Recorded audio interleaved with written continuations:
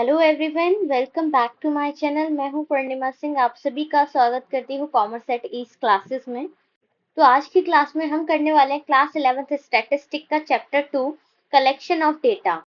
तो first chapter में हमने समझा था स्टैटिस्टिकल टूल, टेक्निक्स, स्टैटिस्टिक क्यों इम्पोर्टेंट है, उसके स्टेजेस, ये सब हमने वहां पर सीखा था अपने लास्ट लेक्चर में। और आज हम उसी की कलेक्शन ऑफ डेटा, यानी जो हमने स्टेजेस पढ़े थे स्टैटिस्टिक के, उसका first point collection of data, किस तरीके से डेटा को कलेक्ट किया जाए, फर्स्ट स्टेज हम आज पढ़ने वाले हैं। ठीक है, ये हमारा फर्स्ट स्टेज है कलेक्शन ऑफ डेटा। तो एक ओवरव्यू दे देती हूँ कलेक्शन ऑफ डेटा में आज हम क्या क्या पढ़ने वाले हैं। कलेक्शन ऑफ डेटा में हम primary data method and secondary data method, ये दोनों मेथड्स की हम स्टडी करने वाले हैं आज। और इन दोनों मेथड्स के थ्रू किस तरह हम डेटा को कलेक्ट करते हैं वो सब हम यहाँ पर पढ़ेंगे कलेक्शन ऑफ डेटा में। ओके, सो ये चैप्टर बहुत जरूरी है क्योंकि ये डेटा कैसे कलेक्ट किया जाता है और डिफरेंट मेथड्स के बारे में बताता है। चलिए शुरू करते हैं collection of data. So collection of data जो होता है वो किसी भी स्टैटिस्टिकल इन्वेस्टिगेशन का पहला स्टेप होता है। एक्यूरेट और रेलेवेंट डेटा गैदर करना जरूरी है ताकि हमारा जो कंक्लूजन होगा, जो हमारा रिजल्ट होगा, वो रिलायबल हो सके। इसलिए हमारा जो डेटा है वो हमारा क्या होना चाहिए, रिलायबल होना चाहिए, एक्यूरेट होना चाहिए। ठीक है, तो इस चीज का हमें ध्यान रखना होता है जब हम किसी डेटा को कलेक्ट कर रहे होते हैं। क्लियर? तो ये डेटा कलेक्ट कहाँ से होता है, ये पर्टिकुलर सैंपल ऑफ पॉपुलेशन से हम कलेक्ट करते हैं। ठीक है, तो ये एक प्रोसेस होती है डेटा को कलेक्ट करने की। ये इसकी डेफिनेशन हो गई। There are two types of data collection. दो तरीके से डेटा को कलेक्ट किया जा सकता है। एक होता है प्राइमरी डेटा कलेक्शन और दूसरा मेथड है secondary data collection method. Okay, तो ये आपको याद रखना है, सारा जो कलेक्शन ऑफ डेटा है वो इन दोनों मेथड्स के ऊपर डिपेंड है। ठीक है, तो अगर क्वेश्चन आ जाता है explain to types of data collection method, तो आपको वहां पर primary data method and secondary data method दोनों को ही एक्सप्लेन करना होगा। ठीक है, तो पहले हमें इसकी डेफिनेशन पता होनी चाहिए, दोनों की डेफिनेशन आएगी आपको, उसके बाद आपको इंपॉर्टेंट पॉइंट्स, एडवांटेज, डिसएडवांटेज, ये सब वहां पर बताने होंगे। ठीक है, तो इन दोनों की डेफिनेशन समझते हैं, प्राइमरी डेटा और सेकेंडरी डेटा की। तो पहले प्राइमरी डेटा को समझिए। वर्बली मैं आपको समझाती हूँ, ध्यान से सुनिएगा। आपको कोई भी डेफिनेशन याद करने की कोई जरूरत नहीं है। अगर आपने ध्यान से सुना चीजों को तो आपको इजीली जो इन सब के डेफिनेशन है वो समझ आ जाएगी। देखिए, जो प्राइमरी डेटा होता है वो आपका ओरिजिनल डेटा होता है। क्यों ओरिजिनल होता है प्राइमरी डेटा? क्योंकि वो स्पेसिफिकली आप कलेक्ट करते हो जाके, तो उसको हम फर्स्ट हैंड कलेक्ट डेटा भी बोलते हैं। ठीक है, यानी कि पहली बार जिसे कलेक्ट किया हो डायरेक्टली, उसे प्राइमरी डेटा बोलते हैं। तो आप अगर याद रखोगे फर्स्ट हैंड कलेक्ट डेटा तो आपको समझ आ जाएगा प्राइमरी डेटा क्या होता है। जैसे कि एक सर्वे कंडक्ट करते हैं ताकि किसी नए प्रोडक्ट के बारे में ओपिनियन गैदर किया जा सके, तो ये प्राइमरी डेटा कलेक्शन होता है।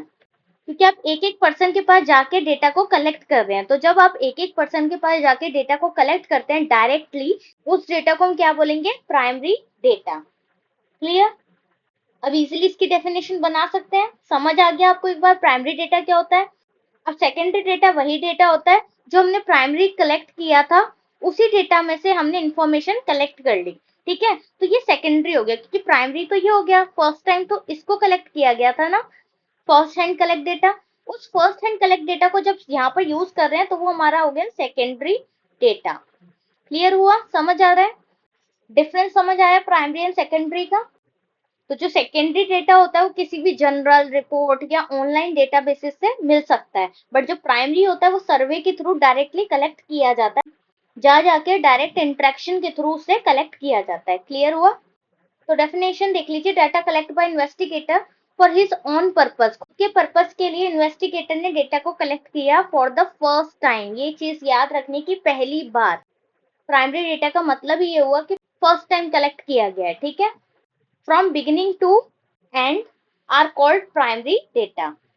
एग्जाम्पल देखिए, अब हमें फैक्ट्री के वर्कर्स की इंक्वायरी निकालनी है। ठीक है, तो उसके लिए हमें क्या करना पड़ेगा, तो इस डेटा को कलेक्ट करने के लिए इन्वेस्टिगेटर को खुद से इस डेटा को कलेक्ट करना पड़ेगा, एक एक पर्सन से जाके पूछना पड़ेगा, बात करनी पड़ेगी।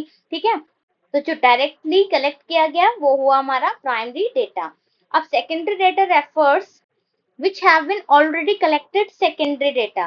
जो पहले से ही कलेक्टेड है, ऑलरेडी कलेक्टेड जो डेटा है वो हमारा सेकेंडरी डेटा हो गया, क्योंकि पहले से ही कलेक्ट है, बस हमने उसमें से पर्टिकुलर जो हमारे काम का है वो डेटा उठा लिया। ठीक है, सो इस लाइन से आपको याद रहेगा, the data which are used in an investigation but which have gathered originally by someone else. ठीक है, ओरिजिनली उसको इकट्ठा किसी और ने किया है, बट हम अपनी पर्टिकुलर इन्वेस्टिगेशन के लिए उसे यूज कर रहे हैं, so that is called our secondary data.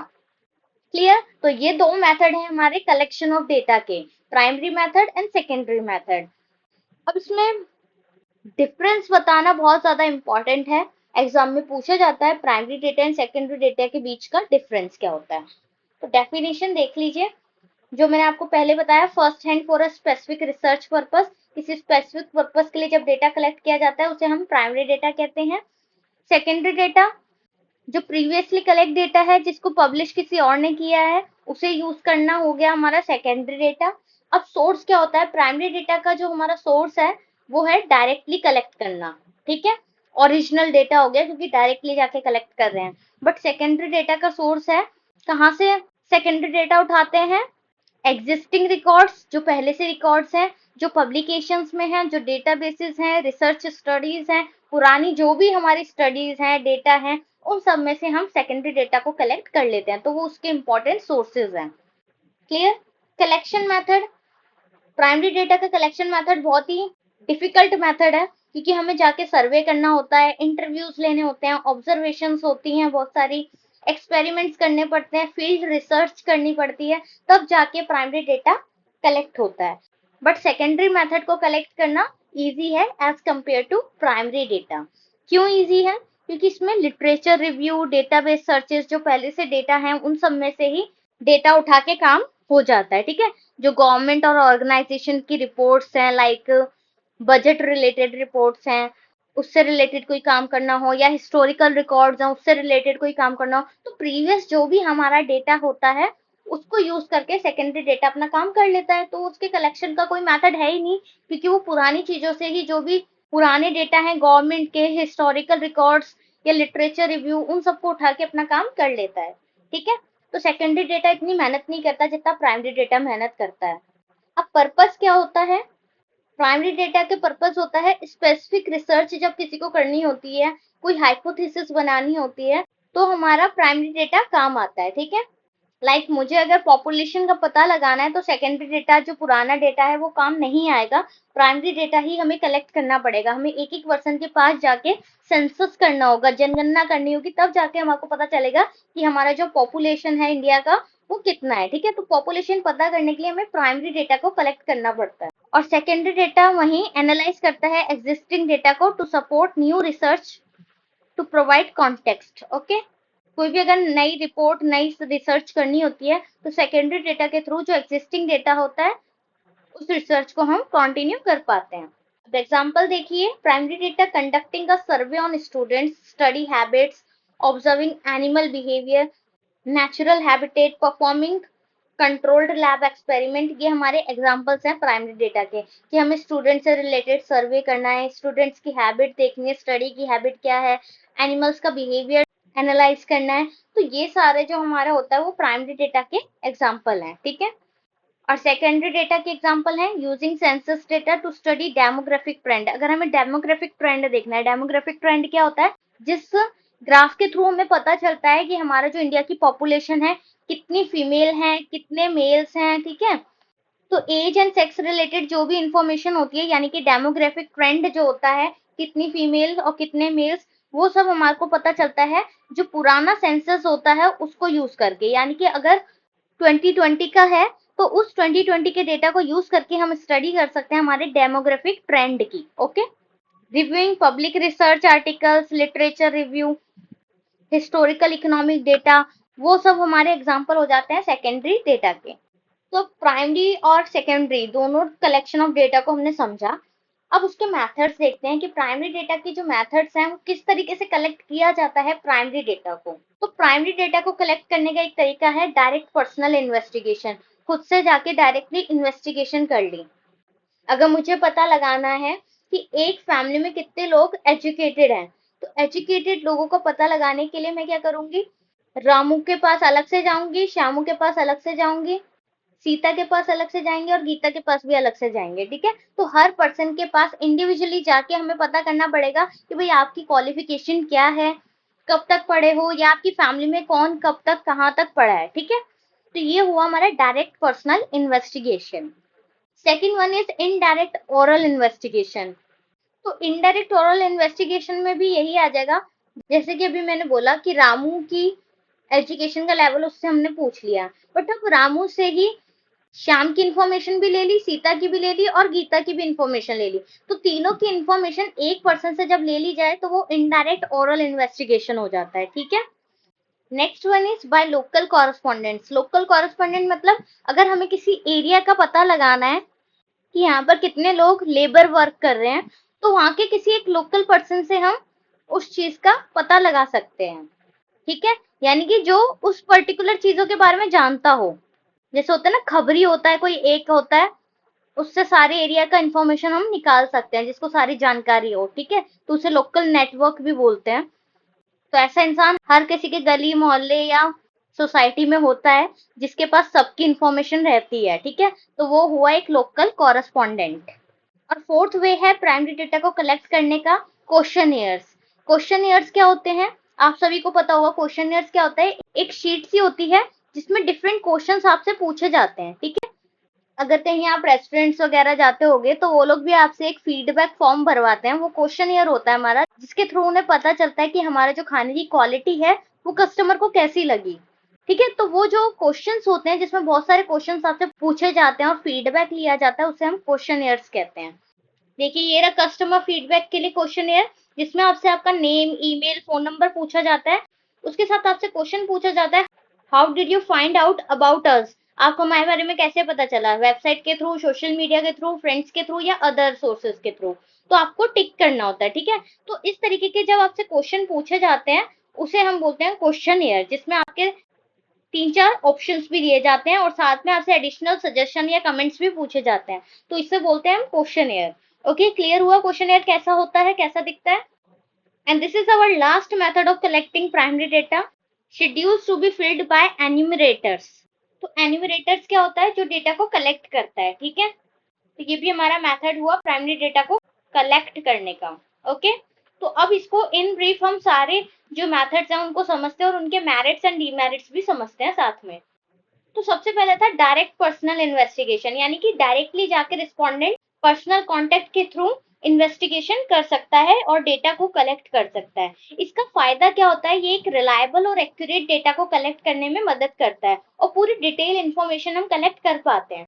अगर मुझे रिसर्च करनी है कि दिल्ली में कितने लोगों को मैंगो पसंद है, ठीक है, तो मैंगो पसंद है ये पता करने के लिए मुझे खुद से पर्सनली जाके हर एक पर्सन से डेटा को कलेक्ट करना होगा। ठीक है, क्योंकि मुझे इन्वेस्टिगेशन करनी है तो मैं पर्सनली जाके डायरेक्टली उनसे पूछूंगी भाई आपको पसंद है या नहीं है पसंद। ठीक है, तो ये एक एग्जांपल दे रही हूँ जिससे आपको इजीली जो टॉपिक है, जो कॉन्सेप्ट है वो क्लियर हो जाए और समझ आ जाए अच्छे से। ओके, तो अगर मैं डायरेक्टली जाके हर एक पर्सन से पूछ रही हूँ आपको मैंगो पसंद है, आपको मैंगो पसंद है, तो उससे क्या होगा, रिलायबल और एक्यूरेट डेटा निकल कर आएगा। बट वही काम अगर मैं किसी और पर्सन को दे देती हूँ कि जाके ये पूछ के आओ, तो क्या हो सकता है वो डायरेक्टली आपका जो डेटा है वो आपको कलेक्ट करके दे, वो भी एक्यूरेट।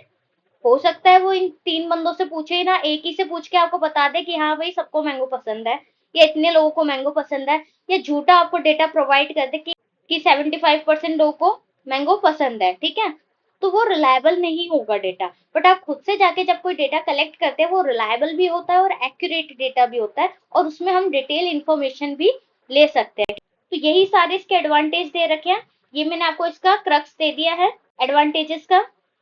तो ये मेथड बहुत ही फ्लेक्सिबल होता है क्योंकि इन्वेस्टिगेटर खुद से जाकर डेटा को कलेक्ट कर रहा है, और अगर किसी भी क्वेश्चन से रिस्पोंडेंट को प्रॉब्लम है तो हम उसमें कुछ चेंजेस करके भी क्वेश्चंस को पूछ सकते हैं लोगों से। ठीक है, और इसके डिसएडवांटेज क्या होते हैं, अगर हम डायरेक्टली पर्सनली इन्वेस्टिगेट करते हैं तो क्या डिसएडवांटेज होते हैं कि भाई टाइम कंज्यूमिंग होता है, क्योंकि एक एक पर्सन से जाके जब मैं पूछूंगी तो टाइम तो कंज्यूम होगा। ठीक है, तो टाइम कंज्यूमिंग होता है, एक्सपेंसिव होता है, महंगा होता है, और इसमें हम लिमिटेड टू स्मॉल एरियाज और पॉपुलेशन का ही पता कर पाते हैं, क्योंकि पूरी अगर इंडिया का पता करने बैठेंगे तो बहुत मुश्किल हो जाएगा, क्योंकि हम 1% है। अगर 1% पता कर रहा है तो किसी सिटी, किसी एरिया का पता कर सकता है, पूरी इंडिया का नहीं कर सकता। ठीक है, तो ये इसके डिसएडवांटेजेस हो गए। ये सब आप अच्छे से पढ़ लीजिएगा। इन शॉर्ट मैं आपको इसे समझाती जा रही हूँ, इन सब का मतलब वही है। ठीक है, next one is our indirect oral investigation. Indirectly हम किस तरीके से इन्वेस्टिगेशन कर रहे हैं, जिसमें डेटा कलेक्ट किया जाता है by interviewing third parties who have information about the subject of study. मैंने बोला था किसी एरिया का एक पर्सन होता है, उसको सब चीजों की नॉलेज होती है कि इस एरिया में कितने लोग हैं जो लेबर वर्क कर रहे हैं। ठीक है, तो हम डायरेक्टली उस पर्सन से जाके पूछ लेंगे कि भाई इस एरिया का हमारे को ये डेटा चाहिए, आप बता दीजिए। ठीक है, तो ये हो गया data collected by interviewing third party. Okay, इसका फायदा क्या होता है, useful when direct contact is not possible.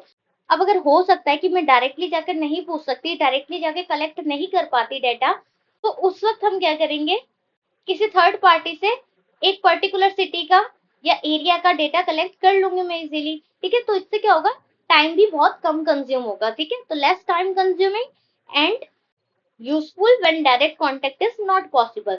तो इससे जो हमारा डेटा होगा वो डायरेक्टली और क्विकली कलेक्ट हो जाएगा, और कॉस्टली भी नहीं होगा, लेस टाइम कंज्यूमिंग होगा, और इजीली ये मेथड अप्लाई हो जाएगा चाहे फील्ड ऑफ इन्वेस्टिगेशन कितनी भी बड़ी हो। क्योंकि जिसको पूरे उस एरिया का नोन पर्सन है, जिसको पूरे एरिया का पता है, हम उससे डायरेक्टली पूछ रहे हैं, तो पूरा एरिया कवर कर सकते हैं हम इजिली। जिसको पता ही नहीं होगा वो एक एक पर्सन के पास जा जाके पूछेगा। ठीक है, समझ आ रहा है, और जिसको पता है उससे डायरेक्टली कलेक्ट कर लेंगे तो इजीली को डेटा कलेक्ट कर पाएंगे और टाइम कंज्यूमिंग भी नहीं होगा। अब इसका डिसएडवांटेज क्या है, information might be less accurate. हो सकता है जो वो एक पर्सन है, जो थर्ड पार्टी है, जिससे हमने डेटा को कलेक्ट किया है, हो सकता है वो करेक्ट डेटा हमें प्रोवाइड नहीं कर रहा हो। ठीक है, हो सकता है वो लेस एक्यूरेट हो, और ये भी हो सकता है कि डेटा जो है वो रिलायबल ना हो इतना। ठीक है, जरूरी तो नहीं है वो सारी इंफॉर्मेशन आपको सही देगा, क्योंकि सारी रिलायबिलिटी तो डिपेंड करती है इन्फॉर्मेंट्स के ऊपर, जो इन्फॉर्मेशन दे रहा है हमको। तो इस वजह से डाटा जो होता है वो बायस्ड हो सकता है वो डेटा में बायसनेस कर दे। ठीक है, बायस्ड पता है आप सभी को, बायस्ड क्या होता है, हिंदी में बायस्ड का मतलब है पक्षपात। ठीक है, जब किसी डेटा को कलेक्ट करते हुए उसमें किसी पर्टिकुलर पर्सन को या ग्रुप को इम्पोर्टेंस दी जाए, तो वो एक बायसनेस हो गई, क्योंकि किसी एक को या दो पर्सन को इम्पोर्टेंस दे रहे हैं तो वो बायस्ड डेटा हो गया। ठीक है, क्योंकि उसमें पक्षपात किया गया है, किसी को ज्यादा इंपॉर्टेंस दे दी गई और किसी को इम्पोर्टेंस दी ही नहीं गई। क्लियर हुआ बायस्ड क्या होता है। तो ये हो गया हमारे एडवांटेज और डिसएडवांटेज ओरल इन्वेस्टिगेशन के। नेक्स्ट मेथड जो है हमारा प्राइमरी डेटा को कलेक्ट करने का, वो है इंफॉर्मेशन थ्रू लोकल कॉरेस्पॉन्डेंस। तो जब हम डेटा को जो जो लोकल नेटवर्क्स होते हैं, रिप्रेजेंटेटिव्स होते हैं, उनके थ्रू अगर डेटा को कलेक्ट करते हैं, तो वो होता है हमारा इंफॉर्मेशन थ्रू लोकल कॉरेस्पॉन्डेंस। ठीक है, अब इससे क्या फायदा होता है, इससे वाइड कवरेज हो जाती है, useful for large scale study. अगर हमें बड़े स्केल पर स्टडी करनी है तो हमारे लिए थोड़ा डिफिकल्ट हो सकता है, तो कोई एक पर्सन उस स्टडी को हमें करके दे दे, तो उससे क्या होगा, हमारे को इजी रहेगा डेटा को कलेक्ट करने के लिए, और इजिली हम बड़े एरिया को कवर कर सकते हैं। ठीक है, तो ये हमारे एडवांटेजेस के क्रक्स हुए। इस मेथड के थ्रू टाइम सेव होता है, महंगा नहीं होता ये मेथड, और वाइड एरिया में यूज हो सकता है इस मेथड का, और इसमें बहुत ज्यादा एफर्ट्स नहीं लगाने पड़ते। तो ये इसके फायदे हुए। उसी के साथ इसके डिसएडवांटेजेस भी हैं। पॉसिबल डिलेज, इनकंसिस्टेंसी इन डेटा क्वालिटी। तो डेटा को कलेक्ट करने में इनकंसिस्टेंसी हो सकती है और डिलेज हो सकते हैं, और इस मेथड के थ्रू कलेक्ट किया हुआ डेटा जरूरी नहीं है कि वो रिलायबल हो। ठीक है, तो नॉट रिलायबल। बस इसका फायदा यही है कि वो बहुत बड़े एरिया को कवर कर सकता है इजीली, और लार्ज स्केल स्टडी कर सकता है। ठीक है, अब मेल्ड एंड क्वेश्चनियर मेथड। अब हम किसी को क्वेश्चनियर के थ्रू पूछ सकते हैं कि भाई हमारा प्रोडक्ट कैसा लगा आपको। ठीक है, मेल के थ्रू पूछ सकते हैं। तो इसके क्या एडवांटेजेस है, cost effective, covers a wide geographical area, बहुत बड़े एरिया को कवर कर पाता है। इसमें भी टाइम सेव होगा, एफर्ट्स भी कम लगेंगे, सस्ता होगा, लेस एक्सपेंसिव होगा, और ज्यादा सुटेबल होगा जब हमें बड़े एरिया पे इंक्वायरी करनी हो तो, और रिजल्ट भी क्विकली मिल जाता है। तो ये इसके फायदे हुए क्वेश्चनियर और मेल्ड मेथड के। और डिसएडवांटेज क्या है, लो रिस्पॉन्स रेट। जरूरी नहीं है हर कोई आपका रिस्पॉन्स करे। आपने मेल भेज दिया पर जरूरी नहीं है ना हर कोई मेल देखे। आपके भी इनबॉक्स में कितने मेल्स पड़े होते हैं, आप हर किसी मेल को देखते हैं नहीं, तो जरूरी नहीं है ना कि कस्टमर आपका रिस्पॉन्स देगा। Okay. Possibility of miss interpretation of question, हो सकता है मिस इंटरप्रिटेशन हो जाए क्वेश्चन की, उसकी भी पॉसिबिलिटीज बहुत ज्यादा होती है। तो lack of quality of originality, क्योंकि हर कोई ऐसा होता है, जब हमारे को कोई सर्वे दिया होता है, जैसे आप यूट्यूब वगैरह चलाते हैं तो साइड में आपका एक सर्वे आता है ना, तो उस सर्वे में आप क्या करते हैं, click click click click, right.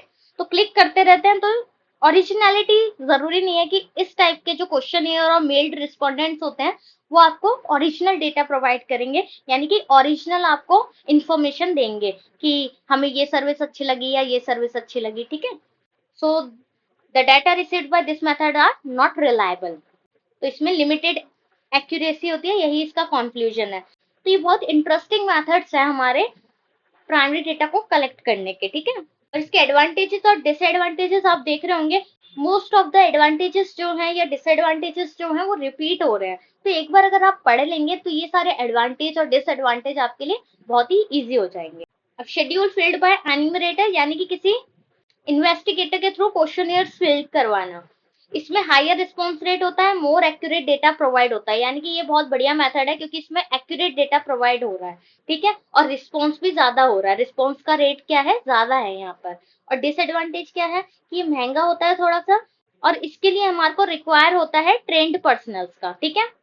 But हाँ, अगर यहाँ पर भी एन्यूमरेटर जो है वो बायस्ड हो जाएंगे, पक्षपात करेंगे, तो उससे क्या होगा, डेटा जो होगा वो एक्यूरेट नहीं होगा। So then the data will not be accurate, clear. But as compare to other method of collecting data, this is most reliable data collecting method. Okay. तो ये हो गए हमारे 5 मेथड्स जिसके थ्रू हम प्राइमरी डेटा को कलेक्ट कर पाते हैं। अब सेकेंडरी डेटा के बहुत ही कम मेथड्स हैं, जल्दी से उन्हें भी कवर कर लेते हैं। देखो, method of collecting secondary data के 2 सोर्सेज होते हैं, एक होता है पब्लिश्ड सोर्स, एक होता है अनपब्लिश्ड, ठीक है। तो पब्लिश्ड क्या होता है और अनपब्लिश्ड क्या होता है, इन दोनों सोर्सेज की हम बात करेंगे। तो देखिए, पब्लिश सोर्सेज होते हैं हमारे government publications, international publications, reports of commissions और कमिटीज में जो पब्लिकेशंस होते हैं वो सारे इंक्लूड होते हैं। पब्लिकेशन ऑफ रिसर्च इंस्टीट्यूट्स, बड़े बड़े जो रिसर्च इंस्टीट्यूट्स होते हैं वो भी अपनी पब्लिकेशंस में कुछ डेटा प्रोवाइड करते हैं, ठीक है। जर्नल्स एंड पेपर्स जो छपते हैं उनमें भी डेटा सोर्स प्रोवाइड किया जाता है। And last one is publication of personal investigation, और पर्सनल इन्वेस्टिगेशन के थ्रू जो डेटा कलेक्ट किया जाता है वो भी हमारा इसमें आता है, किसमें, पब्लिश सोर्सेज में। अब गवर्नमेंट पब्लिकेशंस में क्या आएगा हमारा, किस तरीके से, कौन से डेटा की हम बात कर रहे हैं, ध्यान से सुनिए।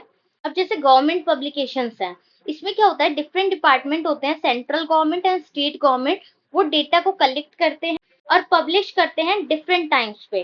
जैसे reserve bank of India monthly publish करती है, statistical extract of India annually करती है, और एस्टिमेट ऑफ नेशनल इनकम वो भी एनुअली होता है। जब हम राष्ट्र की आय यानी कि नेशनल इनकम का पता लगाते हैं तो हम कैसे लगाते हैं, पूरे वर्ष भर की लगाते हैं, यानी पूरे साल भर की, एनुअली। ओके। तो ये हमारा गवर्नमेंट पब्लिकेशन सोर्स हो गया। इंटरनेशनल सोर्सेज होते हैं हमारे WHO, world health organization, UNO, united nation organization, IMF, international monetary fund, and world bank. ये सारे हमारे कौन से पब्लिकेशंस हैं, इंटरनेशनल। आगे चलकर ये सब हम पढ़ेंगे तो आपको समझ आएगा WHO क्या है, UNO क्या है, IMF क्या है। ये सारे हमारे इंटरनेशनल पब्लिकेशंस हैं। लाइक इंटरनेशनल मॉनेटरी फंड जो है वो हमारे को फंड प्रोवाइड करता है, डिफरेंट कंट्रीज को फंड प्रोवाइड करता है। अब reports and commissions and committees, कई सारी हमारी इंडियन इकोनॉमी में कमीशंस होती हैं, कमिटीज होती हैं, वो सारी कमिटीज कमीशंस जो होती हैं वो डिफरेंट टाइम पे अपना डेटा पब्लिश करती है। अब वो कौन सी रिपोर्ट्स होती हैं, reports of finance commission, finance commission अपनी रिपोर्ट प्रोवाइड करता है। Reports of Hazari committee, reports of planning commission, ठीक है, फाइनेंस कमीशन अलग है, प्लानिंग कमीशन अलग है, प्लान करते हैं जिसमें। रिपोर्ट्स ऑफ टैरिफ कमीशन, ठीक है, टैरिफ की भी एक कमीशन होती है, और ऐसी कई सारी कमीशन एंड कमिटीज होती हैं जो डिफरेंट वर्क करती हैं, तो इनका भी एक डेटा पब्लिश होता है। Publication of research institute, research institutes की पब्लिकेशन है हमारे university research bureau, statistical research bureau, central statistical bureau. And general and papers, कई सारे न्यूज़पेपर्स इसमें इंक्लूड होते हैं, जैसे कि इकोनॉमिक टाइम्स हमारा है, मैगजीन्स हैं जैसे कि कॉमर्स फैक्ट्स फॉर यू, ये हमारी एक मैगजीन है जिसमें पेपर्स पब्लिश होते हैं, जिसमें जनरल पब्लिश होते हैं हमारे, जो also supply a large variety of statistical information. And last one is publication of personal investigation, person who do research for first collect and then publish the data, यानी पहले collect करता है खुद से और फिर पब्लिश करता है उस डेटा को, तो ये भी एक पब्लिश सोर्स है। ठीक है, तो ये मैं आपको समझा रही हूँ कि पब्लिश्ड सोर्सेज क्या है, कौन कौन से स्रोत है जिसके थ्रू हम पब्लिश कर सकते हैं। तो गवर्नमेंट भी पब्लिश करती है, इंटरनेशनल पब्लिकेशंस भी होते हैं, रिपोर्ट्स एंड कमीशन कमिटीज की पब्लिकेशंस भी होती हैं, research institute, general paper, publication of personal investigations भी होती हैं। ठीक है, ये थे हमारे कुछ सोर्सेज जो different different sectors and sources के थ्रू अपनी पब्लिकेशंस करते हैं। क्लियर? एंड अनपब्लिश सोर्सेज क्या होता है, इन्हें हम सेकेंडरी डेटा भी बोलते हैं। जिस तरह प्राइमरी डेटा होता है कि हम फर्स्ट हैंड कलेक्ट करते हैं, उसी तरह अनपब्लिश जो होता है वो सेकेंडरी डेटा होता है हमारा। तो ये डेटा कलेक्ट किया जाता है गवर्नमेंट के through, generally for their self use and office records. इसे करेक्ट कर लीजिएगा, ऑफिस रिकॉर्ड्स है। This data are not published, पर इसे पब्लिश नहीं किया जाता। ठीक है, खुद के यूज के लिए, ऑफिस के रिकॉर्ड्स के लिए गवर्नमेंट इस डेटा को कलेक्ट करती है, तो इसलिए इसे बोलते हैं अनपब्लिश सोर्सेज, क्योंकि इन्हें पब्लिश ही नहीं किया जाता। तो जब ये पब्लिश ही नहीं होता बट कलेक्ट तो किया जाता है ना, तो कैसे कलेक्ट करते हैं, ability of the collecting organization, यानी कि वो पर्सन एबल होना चाहिए जो कि कलेक्ट कर रहा है डेटा को। ठीक है, ओके। नेक्स्ट, ऑब्जेक्टिव क्या होता है, क्या स्कोप होता है। तो जब गवर्नमेंट इस डेटा को कलेक्ट करती है तो किसी उद्देश्य से करती है, कुछ स्कोप्स होते हैं, उसकी वजह से इसको डेटा को कलेक्ट करा जाता है। अब इसके मेथड क्या होते हैं डेटा को कलेक्ट करने के, ओरिजिनल इन्वेस्टिगेटर के थ्रू ये डेटा कलेक्ट किया जाता है। टाइम एंड कंडीशन क्या होती है कलेक्शन की डेटा की, कि हमें डेटा पर्टिकुलर किस मंथ का चाहिए, किस ईयर का चाहिए, क्योंकि गवर्नमेंट का जो डेटा होता है, जो गवर्नमेंट ऑर्गेनाइजेशन डेटा कलेक्ट करती है, वो या तो एनुअली करती है या फिर मंथली करती है, और कुछ डेटा होते हैं वो क्वार्टरली भी होते हैं, यानी कि 4 महीने में जो होते हैं। ठीक है, तो टाइम पीरियड ऑफ इन्वेस्टिगेशन और कंडीशन ऑफ इन्वेस्टिगेशन, वो सबको ध्यान रखते हैं जब गवर्नमेंट ऑर्गेनाइजेशन डेटा को कलेक्ट करती है। एग्जाम्पल के लिए देखिए, data collected during war times, अगर वॉर का टाइम चल रहा है तो उस टाइम पे डेटा कलेक्ट नहीं कर सकते, क्योंकि वो सूटेबल टाइम नहीं है। तो सूटेबल टाइम हो, अच्छी कंडीशन हो, तभी इन्वेस्टिगेटर डेटा को कलेक्ट करेगा। ठीक है, तो ये सारे जो डेटा जो गवर्नमेंट के ऑर्गेनाइजेशन के लिए, खुद के लिए, ऑफिस रिकॉर्ड्स के लिए कलेक्ट किए जाते हैं, वो सारे पब्लिश नहीं किए जाते। And last one is accuracy. So if the available data do not conform to the required degree of accuracy, this should be discarded. तो अगर एक्यूरेट ही नहीं होगा गवर्नमेंट का जो डेटा कलेक्ट किया उसने ऑफिस रिकॉर्ड के लिए, तो उसे डिस्कार्ड कर दिया जाएगा, क्योंकि एक्यूरेसी होगी तभी डेटा को मान्यता मिलेगी, अदरवाइज उसकी कोई इंपॉर्टेंस ही नहीं होगी, तो इसलिए उसे डिस्कार्ड कर दिया गया। क्लियर? तो हमने सेकेंडरी डेटा के अनपब्लिश्ड एंड पब्लिश सोर्सेज पढ़ लिए। अब दो इंपॉर्टेंट सोर्स हमारे जो है वो है census method and sample method. ये दो इंपॉर्टेंट है, एग्जाम पॉइंट ऑफ व्यू से आप यहाँ पर लिख लीजिए कि इंपॉर्टेंट है, ये आपको करके ही जाने हैं। अब सेंसस एंड सैंपल मेथड, इसमें डिफरेंस क्या है, इसके ऊपर मैं एक शॉर्ट वीडियो बना दूंगी, तो आप चैनल पे जाके वो शॉर्ट वीडियो देखिएगा, आपको census and sample method easily समझ आ जाएगा। अभी यहाँ पर इन ब्रीफ हम सेंसस एंड सैंपल मेथड को समझते हैं। उससे पहले एक एग्जांपल के थ्रू समझा देती हूँ सेंसस एंड सैंपल मेथड। जब पूरी पॉपुलेशन में से मैंने एजुकेटेड लोगों का डेटा उठाया, तो जब पूरी पॉपुलेशन की बात करते हैं तो वो सेंसस मेथड हो जाता है, बट जब मैं उस पॉपुलेशन में से एजुकेटेड लोगों का सैंपल उठाती हूँ तो वो हमारा सैंपल मेथड हुआ। ठीक है, क्लियर हुआ? बड़ी पॉपुलेशन जो है वो हमारी सेंसस मेथड है, और उसमें से सेलेक्टेड डेटा को मैंने उठा लिया, like educated person, like employed person, unemployed person. तो अगर पर्टिकुलर किसी भी चीज का मैंने डेटा उठाया तो वो हमारा सैंपल मेथड हो गया, वो एक सैंपल हो गया। ठीक है, क्लियर हुआ ये एग्जांपल? तो आगे चलते हैं और इसे समझते हैं सेंसस एंड सैंपल मेथड को। ये हमारा लास्ट है सेकेंडरी डेटा का, उसके बाद आपका कलेक्शन ऑफ डेटा कंप्लीट हो जाएगा। तो सेंसस मेथड एक सिस्टमेटिक प्रोसेस होती है जो कि डेटा को कलेक्ट करता है, एनालाइज करता है हर इंडिविजुअल को कंट्री के और एक पर्टिकुलर स्पेसिफिक टाइम पे। ठीक है, इसे कौन कंडक्ट करता है, इसे गवर्नमेंट कंडक्ट करती है रेगुलर इंटरवल्स पे, टिपिकली एवरी 10 ईयर्स। क्योंकि जो जनगणना होती है वो हमारी हर 10 सालों में होती है। ठीक है, आप सभी को पता होगा जनगणना क्या होती है। जब हम पॉपुलेशन का एस्टिमेशन निकालते हैं कि पॉपुलेशन इंडिया की कितनी है, तो उसे हम जनगणना कहते हैं, उसे हम सेंसस कहते हैं। ठीक है, जो कि हर 10 सालों में होता है। तो जब क्वेश्चन आए आपसे explain census and sample method, तो आपको सेंसस मेथड की एक्सप्लेनेशन डेफिनेशन देनी होगी। देन आपको बताना होगा इसके कुछ इंपॉर्टेंट पैरामीटर्स। तो इसके इंपॉर्टेंट पैरामीटर्स क्या है? Size, growth rate, distribution of population in India, क्या साइज है हमारी इकोनॉमी का, क्या ग्रोथ रेट है, कितना डिस्ट्रीब्यूशन है, वो सब हमें पता होना चाहिए। पॉपुलेशन प्रोजेक्शन, डेंसिटी कितनी है पॉपुलेशन की, sex composition of population, state of literacy, कितनी लिटरेसी रेट है, ये सारे हमारे जो हैं पैरामीटर्स हैं जो कि इंक्लूड होते हैं स्टैटिस्टिकल इंफॉर्मेशन में। ठीक है, जब हम सेंसस करते हैं। Information on these parameters relates to country as a whole as well as different state and union territories of the country. Clear हुआ सेंसस मेथड? जो एग्जांपल अभी मैंने आपको दिया था पॉपुलेशन का और सैंपल का, अगर आप इसे याद रखेंगे तो आपके लिए census method and sample method बहुत ही इजी हो जाएगा। और सिंपली मैंने आपको इन सबको अच्छे से समझा दिया। वहीं बात करें हम सैंपल मेथड की, तो सैंपल मेथड को कौन कलेक्ट करता है? एनएसएसओ। एनएसएसओ क्या होता है? नेशनल सैंपल सर्वे ऑफिस या ऑर्गेनाइजेशन, कुछ भी बोल सकते हैं। ठीक है, तो ये एक सैंपल सर्वे ऑफिस होता है। तो ये याद रखिएगा, एनएसएसओ क्या है? National sample survey office. और इसे ऑपरेट कौन करता है? Ministry of statistic and programme implementation in India, जिसको एमओएसपीआई भी बोलते हैं। ओके, याद रहेगा, ministry of statistic and programme implementation in India. तो एनएसएसओ की रिपोर्ट्स एंड पब्लिकेशन जो होती है उसके पैरामीटर्स इकोनॉमिक चेंजेस के हैं। Land and livestock holding, housing condition, migration with special emphasis, slum dwellers, employment unemployment status India का कैसा है, कंज्यूमर का एक्सपेंडिचर का लेवल और पैटर्न क्या है, डाइवर्स कैटेगरीज क्या है लोगों की, और क्या क्या सोर्सेज है हाउस होल्ड इनकम के इंडिया में। ठीक है, तो इन सब का पता कौन लगाता है? एनएसएसओ।